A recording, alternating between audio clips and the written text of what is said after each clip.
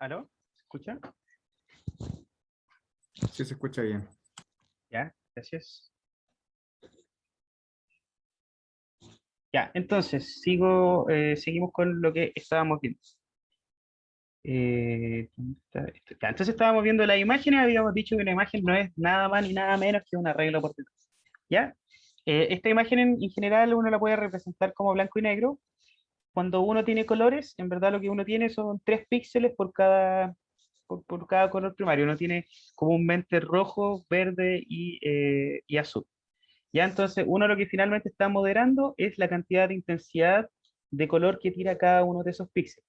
¿Ya? Y aquí se vuelve un poquito más complejo porque ya el píxel 1 no es cero, sino que es 0,0,0. Y ahí tenemos otra dimensión más que la dimensión del color del píxel. ¿Ya? Eso no lo vamos a ver tanto.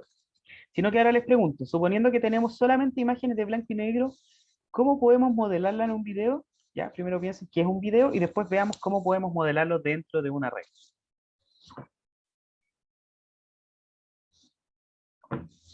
O sea, de la misma forma que hiciste con el tetraedro, tenía un conjunto de imágenes, entonces va agrandando la dimensión, va a tener el arreglo de esa matriz gigante, los distintos tiempos, y al juntarlo, al reproducirlo, por decirlo, vaya a tener el video, ¿o no? Claro, sí, efectivamente es súper sencillo, esa la idea. O sea, vamos a ir agregándole una dimensión tiempo y ya, muchas gracias. Y así uno entonces va modelando los distintos tipos de datos, ¿ya? Ahora, fíjense, cuando uno tiene imágenes en los 3 canales, en rojo, verde y azul, además de la dimensión temporal, tiene la dimensión de fila, columna, y además tiene una dimensión que indica el color. O sea, ya tenemos 4 dimensiones, ¿ya? Entonces, principalmente, esa es la idea de cómo vamos nosotros a estar generando arreglos y cuando nosotros veamos los data frames, en general siempre nos vamos a encontrar simplemente con esto, fila columna, ¿ya? Nada más complejo.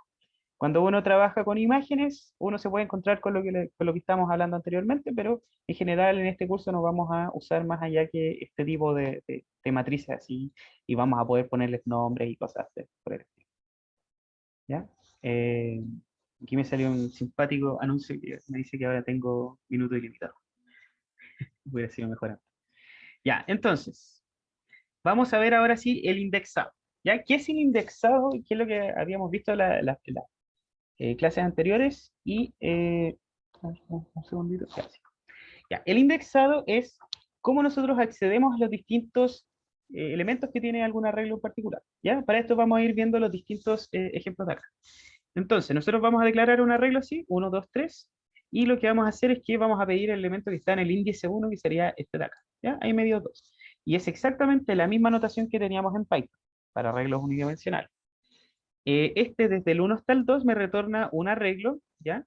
Y obviamente me retorna solamente el número 2, pero ahora aquí me retorna, fíjense, un arreglo, me retorna solamente un elemento. ¿Ya? En general los slices, que son estas cosas que estamos viendo acá, van a retornar arreglos. Ahora, retornamos el arreglo que está entre el elemento 0 y el elemento 2 sin incluir el 2. O sea, vamos a retornar este y este que está acá. ¿Ya? Cuando ejecutemos eso, nos debería retornar un arreglo que contiene el 1 y el 2. ¿Ya? Y desde el 1 hacia adelante, lo que me debería retornar es el 2 y el 3. O sea, estos que están acá. Esto ya lo habíamos visto en la clase que estuvimos viendo indexadores, ¿cierto?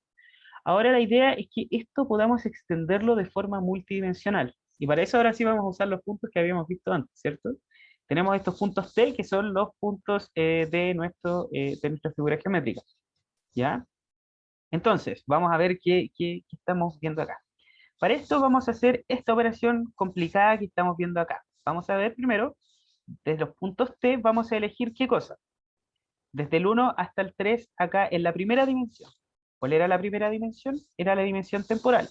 Entonces nosotros qué vamos a elegir? Vamos a elegir el punto comprendido, o sea, los puntos comprendidos, perdón, los tetraedros comprendidos entre el 1 y el 3 sin contar el 3. O sea, estos dos que tenemos acá. Ya, esa es la idea de este slide de acá. Después, para la siguiente dimensión, decimos que elegimos todos, y para la siguiente dimensión, o sea, para la dimensión, perdón, de los puntos, o sea, es decir, que para esto vamos a elegir todos los puntos de la figura, todos los vértices. Vamos a elegir este de acá, este de acá, este de acá y este de acá. ¿Ya? Y por último, vamos a elegir todas las dimensiones del vértice, que sería este dos puntos que tenemos acá.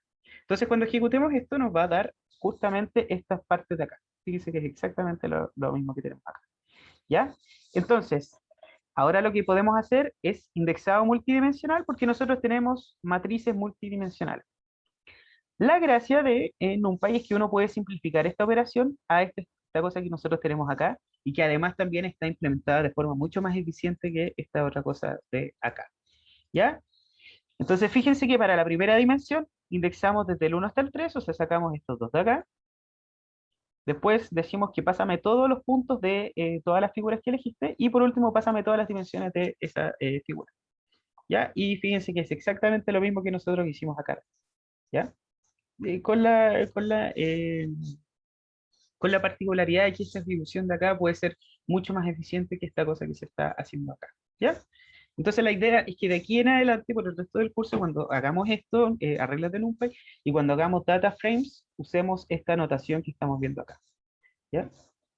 Lo mismo, para el tema, por ejemplo, de obtener todos los tetraedros, eh, pero solamente su primer vértice, ¿ya? O sea, es decir, vamos a sacar solamente el punto que está más arriba de este. Vamos a sacar este de acá, vamos a sacar este de acá, este, y así sucesivamente.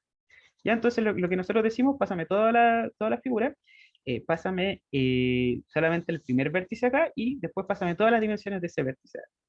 ¿Ya? Y fíjense que aquí sacamos solamente los primeros. ¿Ya? Profe, ¿y si en vez de ponerle un 0 2.1 le pone 0 nomás, funciona? O- Debería, pero aquí hay un cambio dimensional. Fíjate que ahora te dieron dos dimensiones y no las tres. ah, Espera. ¿Ya? ¿Por qué? Porque cuando uno no hace un slice, lo que estás haciendo finalmente es obtener esa dimensión, pero aplanarla. En cambio, aquí cuando haces 0 hasta el 1, te está dando todas las dimensiones. ¿Ya? Es un tema mm, de comodidad, ¿no? En verdad depende de cuando tú estés programando. ya. Ok. Ya, y en este caso, por ejemplo, del poner del 0 hasta el 2, lo que nosotros tenemos acá es que ahora me está dando los primeros dos puntos de la figura geométrica. Estos que están acá. ¿Ya? Si nosotros ponemos, por ejemplo, de -1, me va a dar, no sé si se puede hacer esto, ojalá que no lo hagan nunca, pero se puede hacer este tipo de cosas y también pueden obtener los últimos puntos que están dentro. ¿Ya? Entonces, parece que ese era el ejemplo. ¿Ya? Y por último, no, era el ejemplo del 0 hasta el 1. ¿Ya? Y por último, lo que tenemos acá es para obtener la coordenada z de todos los vértices. ¿Ya? ¿Y cuál era la coordenada z? Era esta última que estaba acá, de la última dimensión que tenemos. O sea, tenemos la dimensión temporal, esa la tenemos que traer toda. Después de la dimensión temporal tenemos que ver los puntos de la figura, que son estos de acá, y de los puntos de la figura vamos a sacar solamente la última dimensión, digo, de cada uno de los elementos, que sería esta cosa que nosotros tenemos. ¿Ya? Entonces aquí tenemos desde el 2 hasta el 3. No, perdón, desde el 1 hasta el 2. Ahí sí. ¿Ya? Y fíjense que aquí sacamos la coordenada z de todos los vértices de nuestros puntos de acá y solamente con indexadores. No usamos absolutamente nada más, no usamos ciclos force ni tampoco condiciones. Solamente esta cosa que estamos viendo acá. ¿Ya? Entonces, eso es principalmente, es complicado, sí, yo sé que es súper complicado empezar a trabajar con indexadores, pero la idea es que todas las cosas que se hagan a través de los indexadores.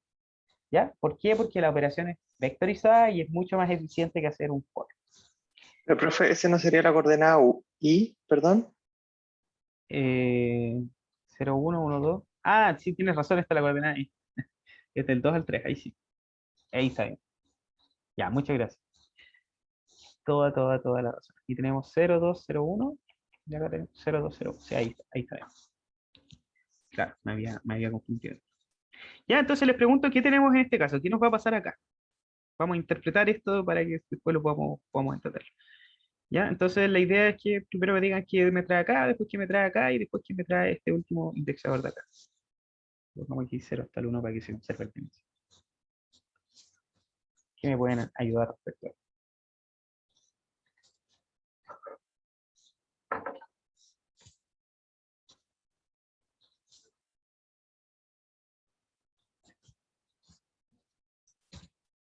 Nadie se quiere tirar a la piscina.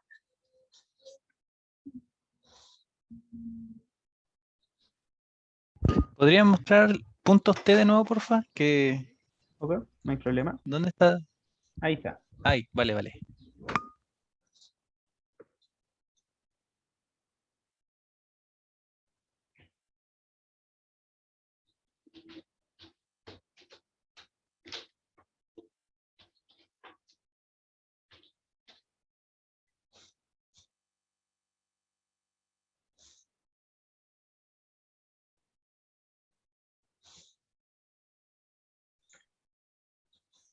Ya, yo creo que va a sacar de los primeros 3 tetraedros el segundo punto, o sea, la coordenada X del segundo punto, de los primeros 3 tetraedros.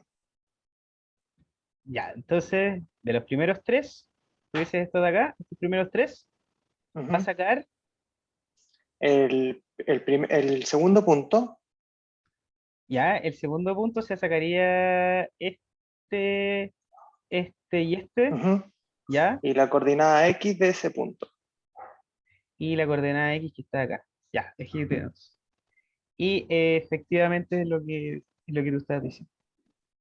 Entonces tenemos primero los primeros 3, ¿ya? Después el 1 hasta el 2, o sea, es decir, vamos a sacar solamente el segundo punto, que es este de acá, ¿ya? Acá, acá y acá. Y después vamos a sacar la coordenada X de eso, que en este caso está en el 0, que sería, en este caso 1, después 1,33 y 2,2. ¿Ya? Así que efectivamente te ganaste ¿quién quiere ser millonario? Y todas estas cosas. ¿Ya? Unos puntitos para el lado. Claro. Ya, así que eh, todo muy bien, muchas gracias. Y este lo vamos a dejar después para que ustedes lo vean. Bueno, si en el momento que lo ejecuten pueden saber qué es lo que va a dar, pero la idea es que lo puedan interpretar y después puedan decir, ya, ahora entiendo por qué dan esto, ¿ya? Entonces debería haber como una sección de ejercicios para poder practicar. Ya, entonces, operaciones básicas sobre los arreglos. Ya, vamos a ver súper rápido esto porque la idea es que veamos, terminemos de ver NumPy. No creo que alcancemos a ver SciPy, pero podemos ver esto. Ya, entonces, primero que nada, sort. Sort en general se usa para arreglar, o sea, para arreglar, perdón, para ordenar arreglos y listas también. Ya, en este caso, cuando uno hace np.sort, lo que hace es ordenar esta regla, ¿ya? Y genera este otro arreglo.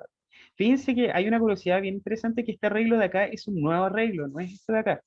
Los arreglos de NumPy son inmutables, ¿ya? Y eso no lo omití en la parte principal, pero quiero que lo vean ahora.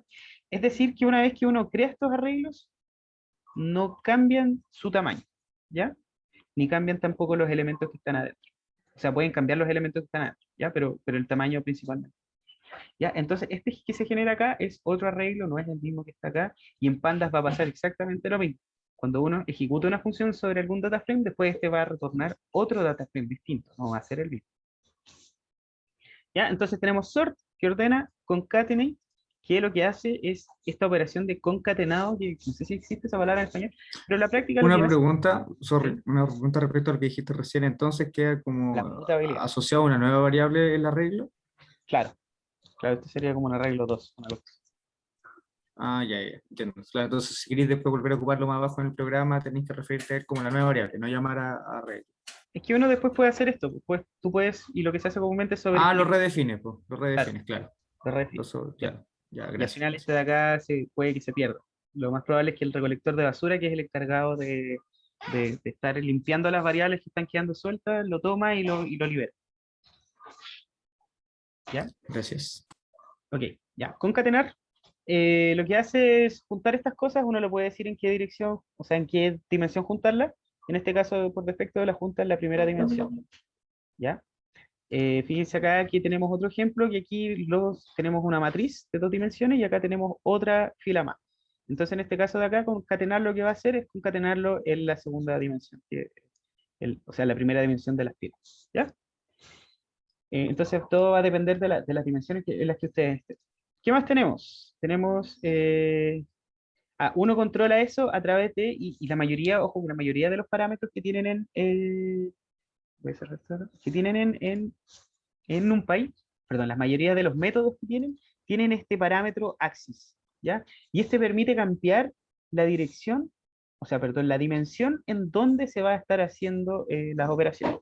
En este caso de acá, por ejemplo, fíjense que para axis igual 0, va a concatenar dentro de las filas, ¿ya? Y fíjense que tenemos 1, 2, 3, 4, 5, 6, 7, 8 y pone las apilas de esa manera.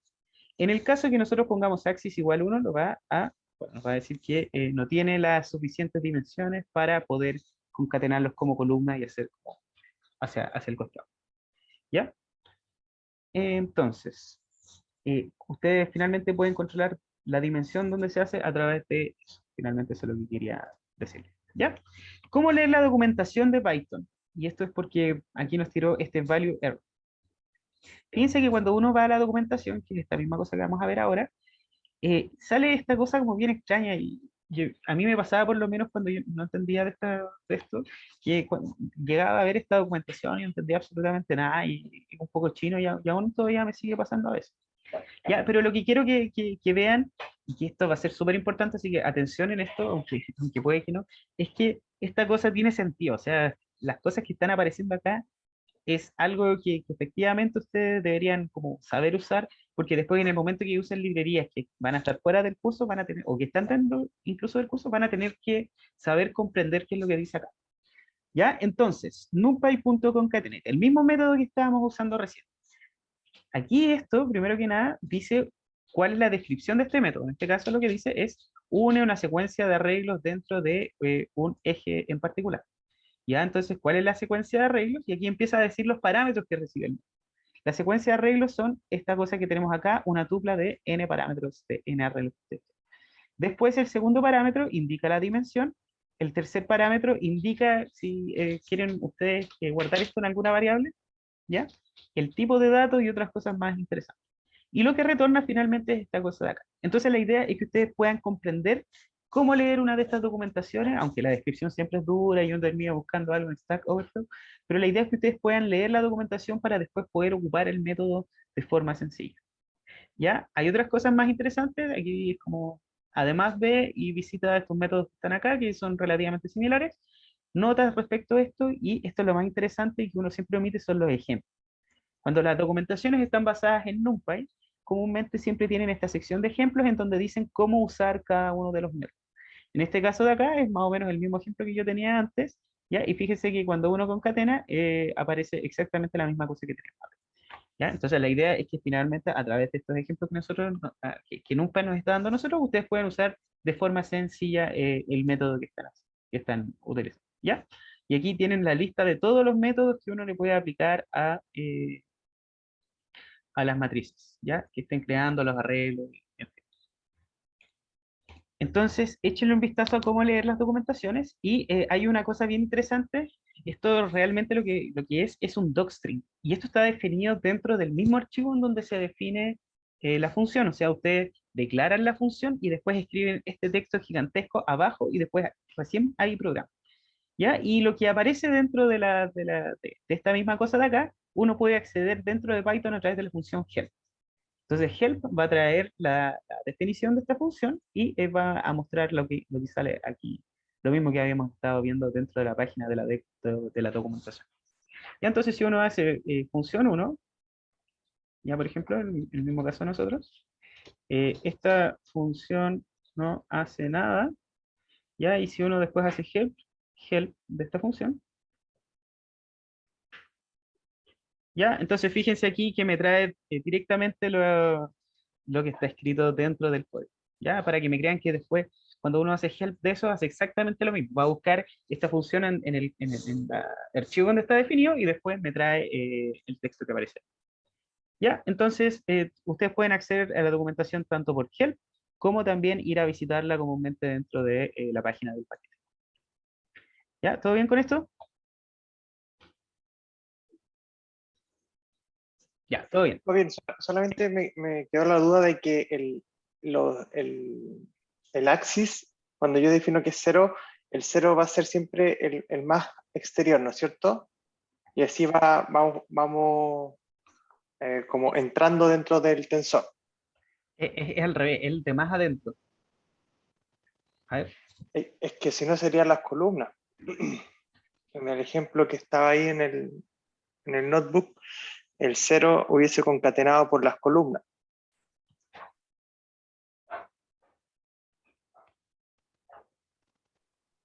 Ah, sí, tienes toda la razón. Disculpa, sí, tienes toda la razón. Sí, efectivamente, desde más afuera hacia más adentro. Claro, Ya, o porque sea, en el aquí, caso de los tetaedros, el 0 sería como el tiempo, en el fondo. Como, claro, ya, claro. ya. Ah, sí, mil disculpas, tienes toda la razón. De hecho, cuando tú ves acá, por ejemplo, Shape, vamos a ver un poquito más arriba, fíjate lo que trae Shape. shape en la dimensión 0 tiene 5 elementos, en la dimensión 1 tienes 4 y en la dimensión 3 tienes 3. Y ahí lo podemos ver, Ah, ¿cierto? ya. Tiempo, Fila. puntos y después coordenadas de Ah, la fila. perfecto, ya. ¿Ya? Sí, todas las gracias. Muchas gracias. Ya, entonces, operaciones básicas. Ya estamos pasados la hora, así que vamos a empezar a ponerle chala al acelerador. Entonces vamos a definir dos arreglos y lo que quiero que sepan es que para NumPy todas las operaciones aritméticas son siempre element-wise. ¿Qué significa que son element-wise? Imagínense que ustedes están sumando un vector. ¿Cómo hacen la suma de los vectores? Simplemente elemento a elemento.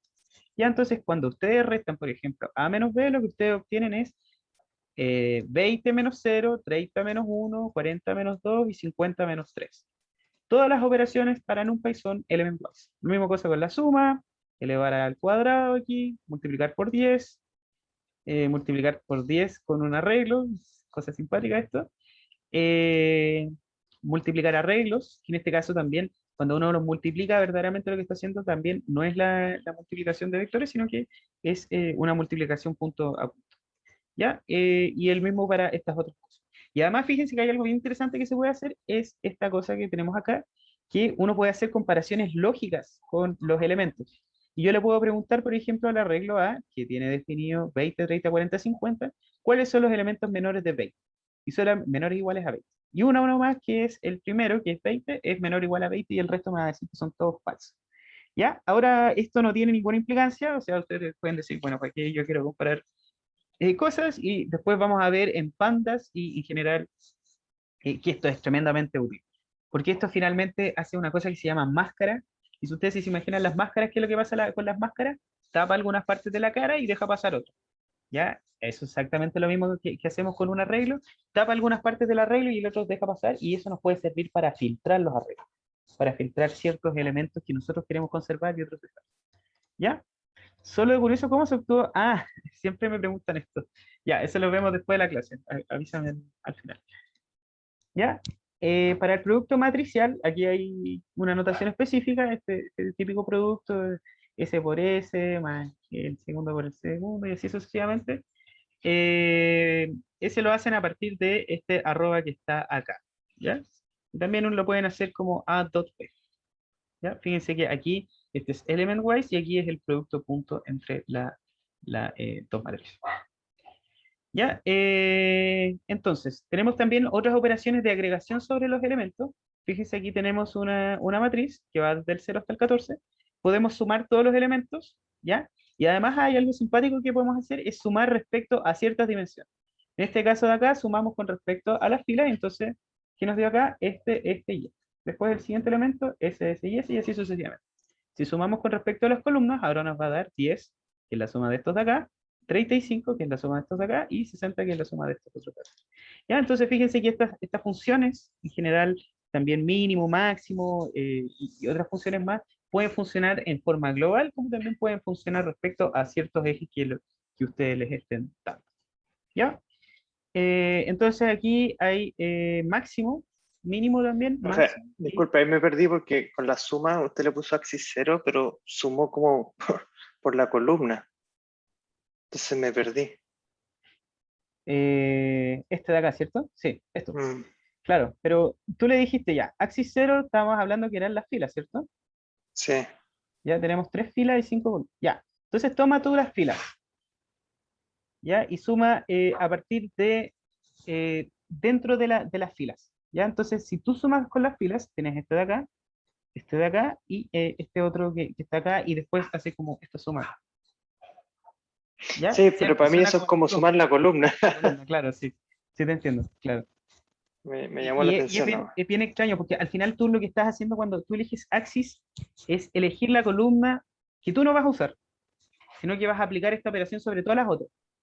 Porque ahora el problema Ah, que viene después es que cuando, por ejemplo, tienes la dimensión temporal y quieres sacar el máximo de la dimensión temporal, tú usas una columna y fijas esa columna para buscar el máximo respecto a todas las otras.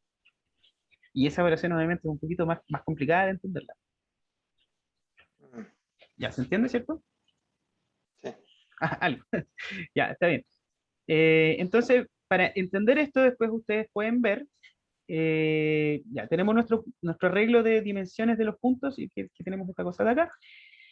Y lo que ustedes pueden ver después es cómo se calcula el máximo con respecto a los distintos ejes. Con el eje 0, que es el eje del tiempo, ¿ya? Y fíjense que para elegir con el eje del tiempo, ¿qué es lo que va a pasar? Que si yo busco el máximo, me va a traer el último, que es el más grande de todos los otros elementos, ¿ya? Por ejemplo, para el conjunto de los puntos, ¿qué me va a traer? Me va a traer los puntos que son más grandes para cada uno de los tiempos. Y si yo ejecuto, esto es con axis 1, y si yo ejecuto con axis 2, que es las coordenadas, me va a traer la coordenada más grande de todos los puntos que nosotros estábamos viendo dentro del tiempo. ¿Ya? Entonces, fíjense que finalmente se deja fija la dimensión que uno está seleccionando y se hace la operación sobre las otras. Ya, vamos muy rápido porque ya definitivamente estamos pasando 15 minutos, así que la idea es que tratemos de pasar lo máximo y después quedemos hasta ahí. Ya, tenemos unas últimas funciones universales que vamos a ver, que en verdad son súper fome: exponencial, raíz cuadrada, seno, coseno, logaritmo, en fin, ustedes la pueden ver después y en verdad uno no tiene mucho con eso. ¿Ya? Ya, yo creo entonces que vamos a llegar hasta acá nomás porque estas cosas que vamos a ver un poquito más abajo igual son un poco importantes y preferiría verlas antes de ver como no tan rápido. Así que eso, si ¿tienen dudas con respecto a alguna cosa que vimos? Después podemos pasar a las dudas de la tarea.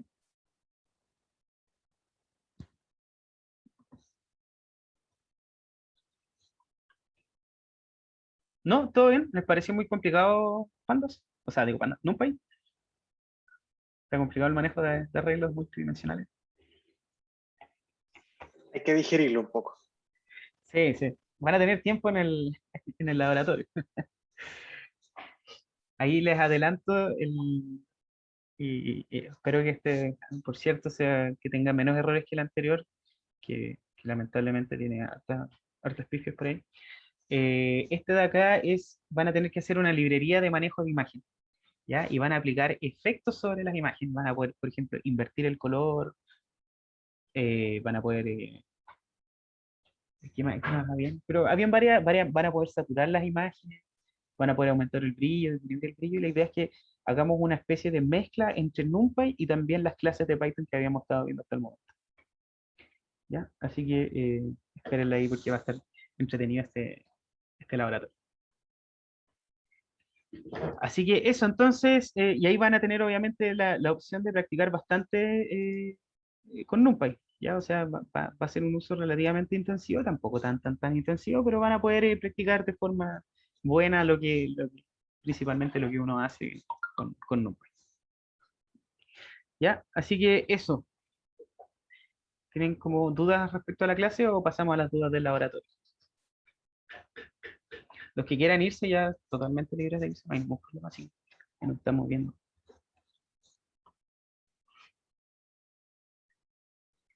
Una duda, los atrasos, ¿cómo funcionan? ¿Como las vías? Como las vidas, es que no me acuerdo cómo funcionan esas cosas. Ah, a ver si sirven. Mm,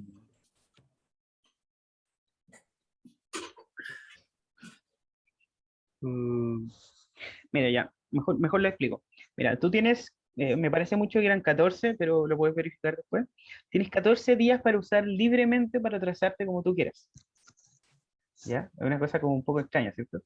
Entonces, cada laboratorio se puede entregar 3 días de atraso. O sea, con 3 días de atraso. Es decir, tú tienes todo el fin de semana, tienes sábado, domingo y lunes para poder entregar tu laboratorio con el atraso que tú necesites. El mismo cuento con el proyecto. Tú el proyecto lo puedes entregar hasta 7 días atrasado y tú puedes usar esos días sin necesidad de que haya un descuento. La idea es que tú puedas administrar cuándo te vas a atrasar y cómo te vas a atrasar. Y que tengas la oportunidad de que si te atrasas y efectivamente tú querías hacer la tarea y no pudiste porque tenías otra prueba, porque tenías otro control, y quieres hacer la tarea, entonces la puedes hacer sin ningún descuento. Entonces, suponte tú que este laboratorio yo me atrasé los 3 días y entregué 3 días atrasados. Entonces lo que va a pasar es que vas a usar 3 días de tus días libres, ahora te van a quedar 11 días libres y no vas a tener ningún descuento. Esa es la idea. Ah, ya. Ya, bueno. Y Tienen- lo de Ya, lo de Git es difícil o no, como que yo nunca he hecho eso y como que tengo miedo. Bueno, Yo creo que, mira, personalmente, yo aprendí Git como todo el resto de las personas, como a golpe, y para ya. mí fue complicado. Entonces, la idea sería que hagas ya el repositorio, intentes programar dentro del repositorio. Siempre recomiendo que igual hagas una copia de lo que tú estás haciendo antes de mandarlo, porque en una de esas te puedes echar todo lo que tú estás haciendo si es que haces un checkout pues, y descartas todo el trabajo recién. Entonces la idea, agrega esta cosa al repositorio, crea una branch, sube esa branch y después hace el merge con la rama principal y después con eso ya después te puedes olvidar hasta el siguiente Mm, laboratorio.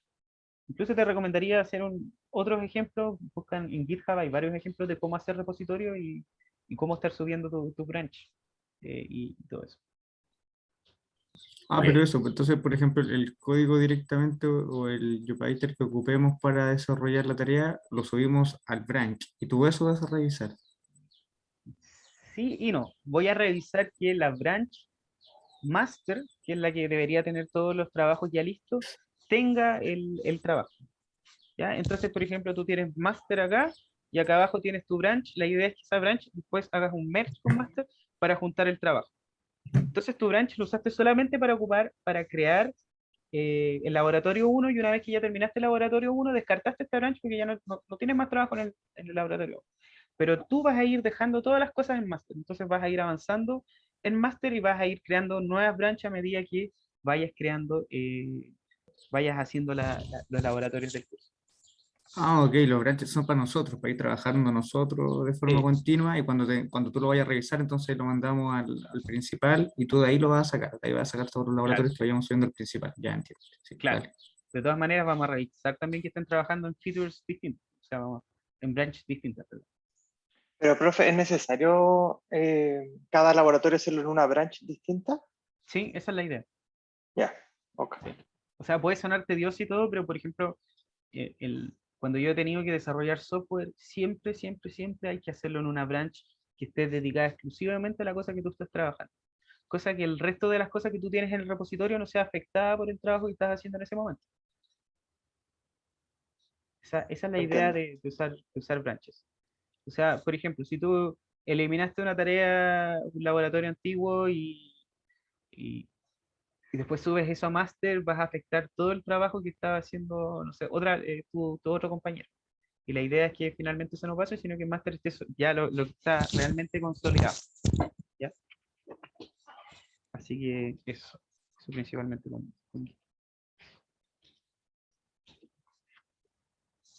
sí, pregúntenme de que está Yo aquí. tengo dudas del laboratorio, profe, pero le quería compartir pantalla porque no entiendo lo que me está pasando, pero no sé Ah, si, verdad. si es Sí. pertinente. Ya, veamos si alguien más tiene preguntas y después cuando se vayan ahí, si quieren me comparten, no hay problema, claro. Aquí no Ok. hay una especie de copia. ¿Alguien más tiene preguntas de la tarea? Si no, nos estamos viendo ahí eh, más adelante en la clase. No por mi parte, muchas gracias, nos vemos. Ya, ahí estamos hablando entonces. Buen fin de. Chao, Chao, gracias. chao. Chao, profe, gracias. Chao. Profe, ¿Sí? yo tengo hay una pregunta al último antes de dejar ahí a Estefano. No sé si estoy muy perdido o no, pero entonces el laboratorio para entregarlo, yo pensaba que como que únicamente tenía que subir el archivo del notebook, el IPINB, ahí a la tarea de cursos. ¿Ya? ¿Sí? Entonces, cómo usted va a revisar el tema del JIT? Como que no entendí esa parte. Ya. Bueno, la idea es que tú subas tu tarea a. Bueno, es que mira, partamos por el hecho de que son dos notas distintas. Una nota es por Ujú, hacer la tarea y otra nota es por tener el repositorio actualizado con tus cosas, que vale el ujú. 5% del curso.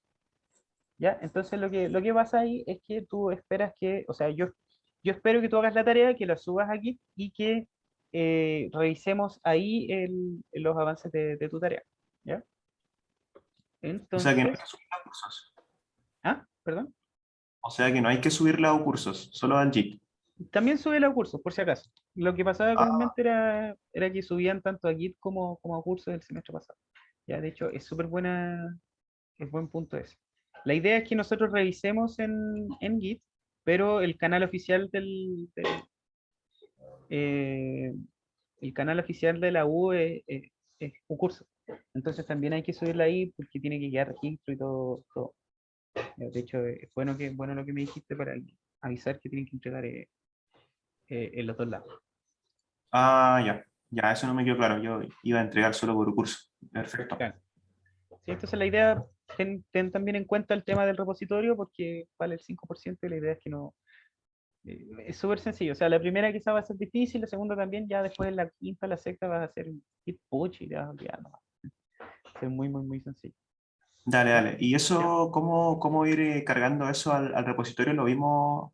Es que no, La no pude venir a esa clase, clase. ¿Sí? sí, clase número 2. Dale, Está dale. todo, debería estar en YouTube. Ya, profe, muchas gracias. Ok, así que ahí, bueno, cualquier cosa ahí, mail o foro, también te podemos responder. Ojalá Dale, que no gracias. sean más aclaraciones. Dale, dale. Ya, vale, buen fin de ahí estamos hablando entonces. Ya,